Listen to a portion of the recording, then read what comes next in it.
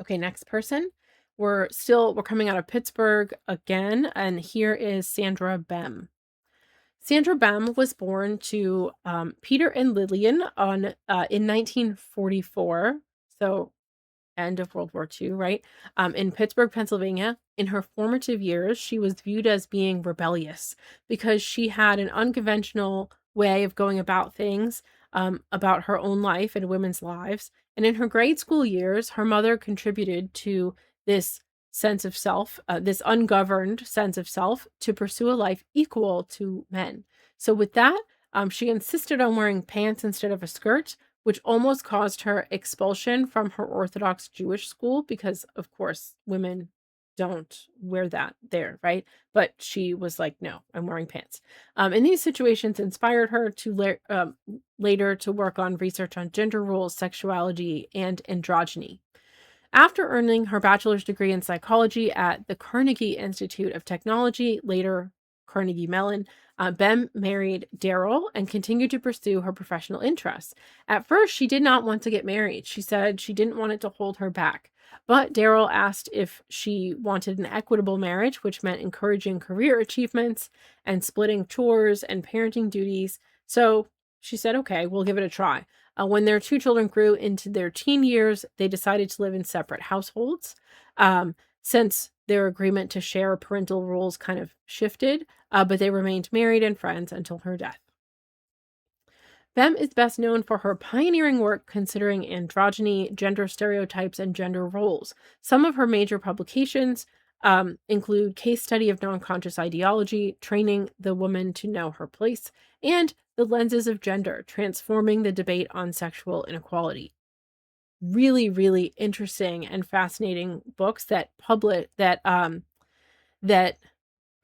publications that challenge gender norms at the time. And I will tell you, in 1993, I was in high school. We don't really want to talk about that whole timeline, but this is a big deal. Like, it wasn't, there were lots of things then that this publication is really important. So, um, her most significant contributions to the field of psychology were the development of the Bem sex role inventory, basically a way to categorize some of these constructs, and her gender schema theory. So this basically, she wanted to challenge established gender conventions and roles and the culture that sought to kind of undermine these concepts. So, really quick, I'm not going to read this whole thing to you guys, but this sexual inventory is an assessment that measures masculinity, femininity, and androgyny, and it includes 60 characteristics that are either feminine, masculine, or neutral. And this assessment is still widely used in research today, and its results are associated with many aspects of behavior like marriage, intimacy, and mental health. After some time, she decided to kind of turn away from this, as feminine and masculine traits were being misinterpreted to be inherent to men and women. And she didn't like that. She's like, that's not what I meant. Instead of constructs that created gender polarization, which is her view. So by the 1980s, she had moved on to the concept of gender schematicity. Schematicity. Gender schema. We'll call it gender schema. Maybe tomorrow I'll be able to pronounce it. This referred to the categorization of sex roles by society. So basically, this theory that she developed in 1981 is a theory about how people become gendered from an early age. And as a side note, if you all are interested in taking developmental psychology and you haven't taken it yet, there's a really fascinating part of my class about that. So, anyways, side note. Okay, back to our content. Bem was determined to create social change in a gender polarized world through her work. And this is what she worked at for forever. This was her goal.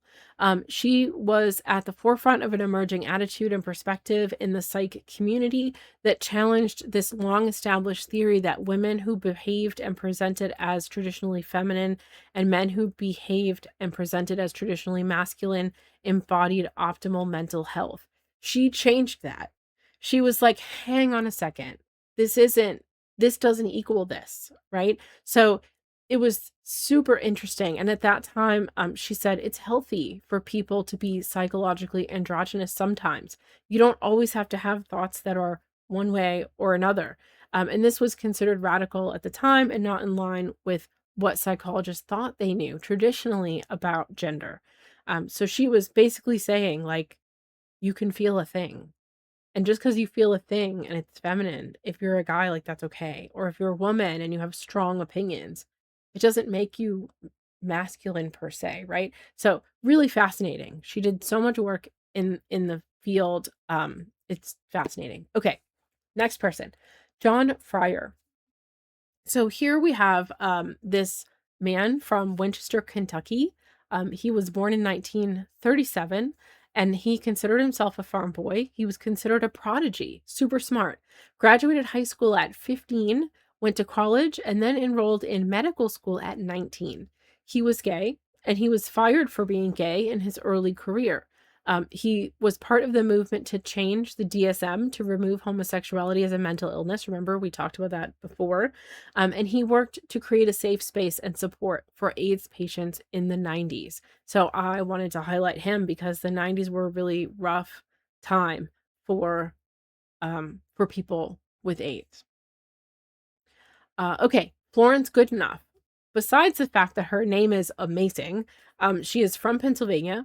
She was the daughter of farmers, the youngest of 8 children. She was considered to be intellectually gifted from a young age. She earned her bachelor's of pedagogy, which is like teaching basically, from Millersville Normal School in 1908. She was only 22 when she earned her bachelor's, and she completed other training at Columbia University, getting a second bachelor's of science, and then her master's in teaching at Columbia, and then doctoral studies at Stanford. She went to like every top school.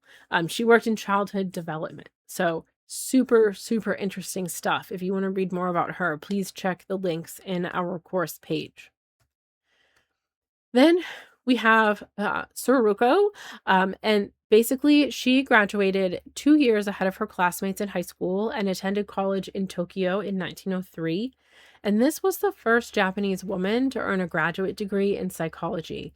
And her doctorate in psychology was from Teachers College of Columbia University, same as the last woman. An inspiration, she was an inspiration to several Japanese women seeking graduate education. And basically, this other woman, Tomiko,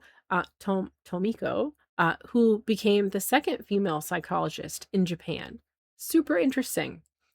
And unfortunately, I don't know if this is in my slides or not. I believe she died from tuberculosis, like really young, really sad. But that was something that people died from all the time then. So, yeah.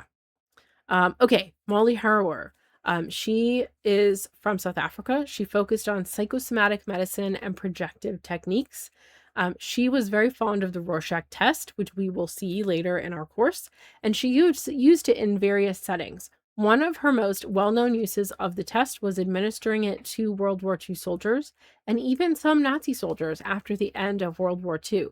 Fascinating, right? That she she did all of this research here. Okay, this concludes this section on